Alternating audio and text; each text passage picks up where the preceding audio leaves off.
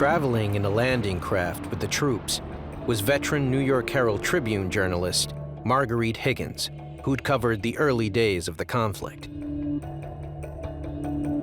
MacArthur had banned female reporters from the front line. He said there were no latrines for them, and his men's language was too crude. But Marguerite convinced him to let her go, saying that she'd walked out of Seoul at the start of the war and wanted to walk back in. She wrote later on the day of the invasion, I heard the authoritative rattle of machine guns. Somehow the enemy had survived the terrible pounding they'd been getting.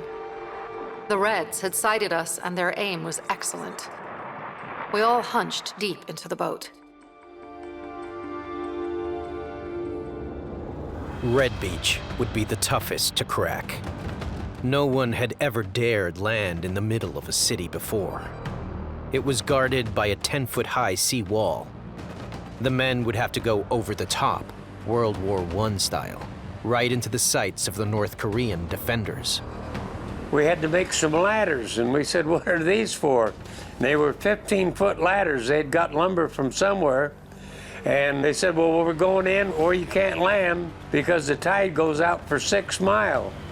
Growing up in California, I seen the tide go out maybe 5 feet. We put the ladder up, and there we made the landing. In my mind, I never thought of danger. The North Koreans thought nobody would be crazy enough to land in a city of 500,000 people over a seawall with a 30-foot tide up and down. And so we had 2 hours of daylight to secure our part of the town that night.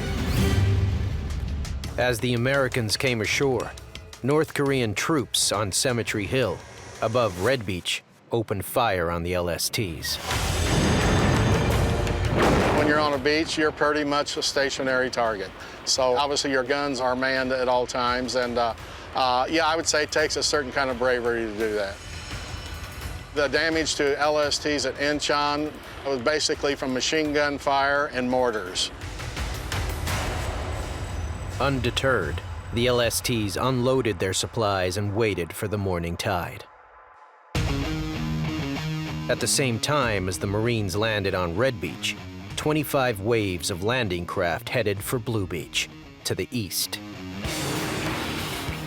Blue Beach is a harder beach to attack geographically, but the real problem is all of the smoke and dust from the naval bombardment and the fires in Incheon, which is drifting out not just across the beach, but over the seaward approaches to the beach.